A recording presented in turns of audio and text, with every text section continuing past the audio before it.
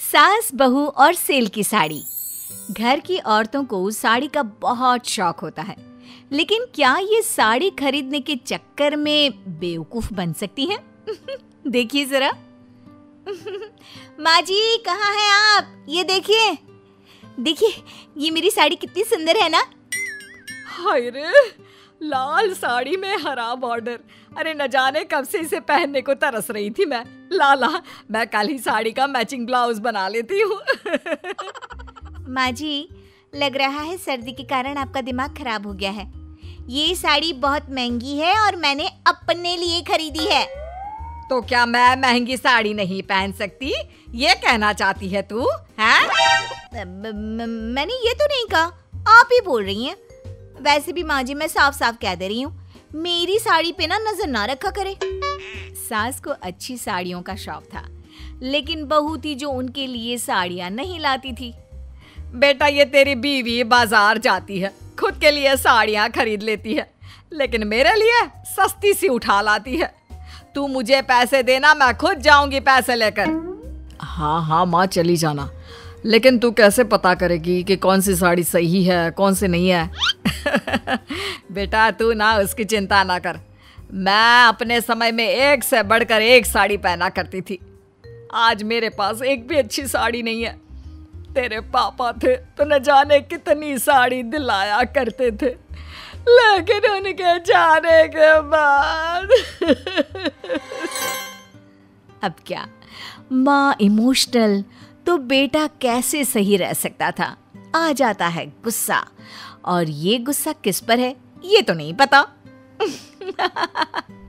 अगली सुबह बीवी के सामने, माँ ये ले 10,000 रुपये, अपने लिए कायदे की साड़ी लेकर आ जाना, समझी?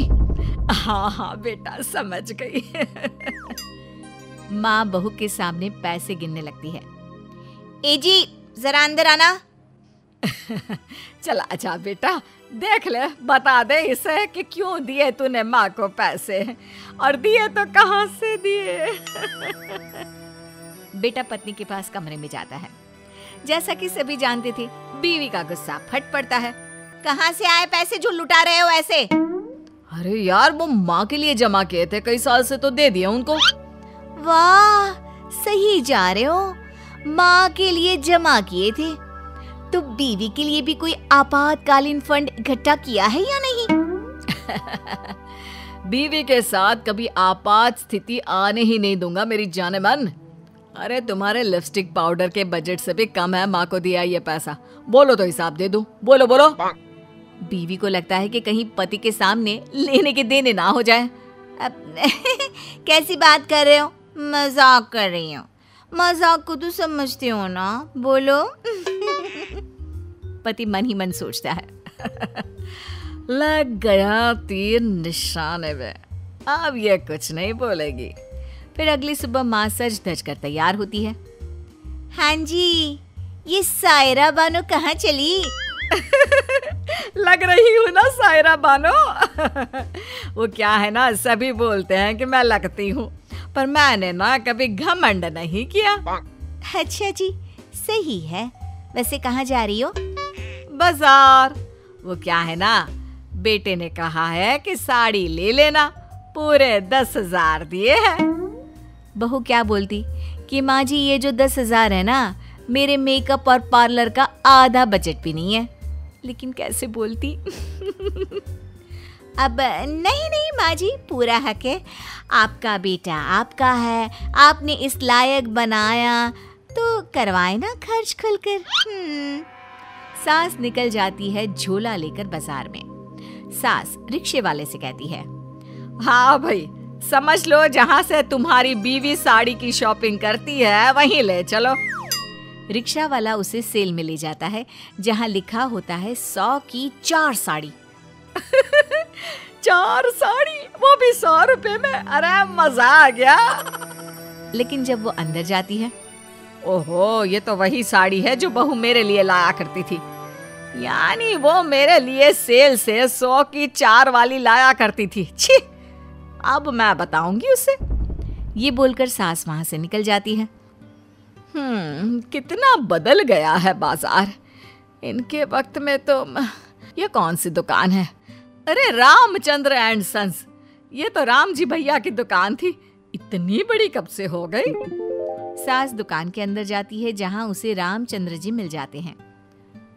भाभी आप कैसे, कहाँ थी आप?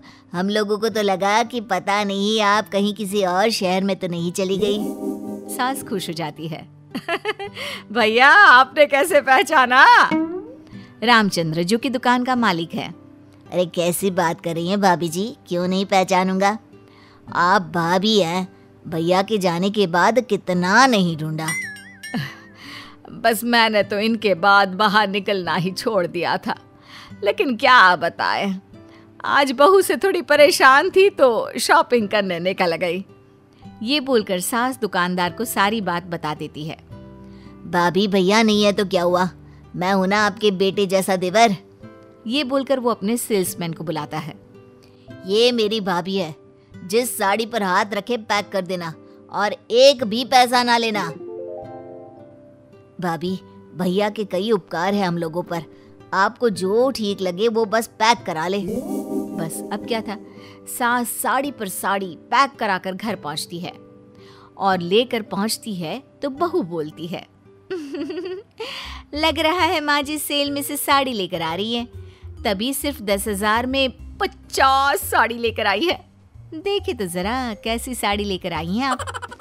सास पहले तो सोचती है कि वो बहू को सारी बात बता दे, लेकिन नहीं, वो क्यों अपने ही पैर पर कुल्हाड़ी मारती। हाँ वो सेल लगी थी, तुम भी चली जाना। ना ना, मैं तो रामचंद्र जी के यहाँ से ही साड़ी लेती हूँ। बढ़िया आई।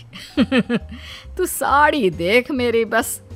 लेकिन जब बहू साड़ी देखती है तो दंग रह जाती है, एक से बढ़कर एक साड़ियाँ। हे भगवान, मैं सालों से मार्केट जा रही हूँ लेकिन ऐसी साड़ियाँ नहीं ला पाई, और इन्होंने तो एक दिन में ही कमाल धमाल मचा दिया। अब कहाँ से लाई सासू माँ, बता दीजिए ना, मैं भी ले लूंगी सस्ती साड़ी। वैसे तो ठीक ही है, 10,000 में 50 साड़ी। अरे वो घड़ी चौराहा है ना, वही सेल लगी है, कल चली जाना। बहू अगले दिन सूरज उगने से पहले ही घड़ी चौक जाकर खड़ी हो जाती है। तभी एक अखबार बांटने वाला वहां से निकलता है। क्या बात है मैडम, अखबार बांटने वाली हो क्या? क्या मैं तुम्हें पेपर बांटने वाली लगती हूँ?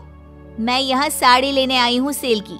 जैसे ही दुकान खुलेगी मैं पहली ग्राहक होंगी, सारी साड़ियाँ खरीद लूंगी मैं। लेकिन ये क्या, जिस दुकान पर वो खड़ी होती है और सास जैसी साड़ी लेने के चक्कर में होती है, पर जैसे ही दुकान खुलती है, छी छी कैसी साड़ी है, वो साड़ी कहाँ है जो मेरी सास लेकर गई थी।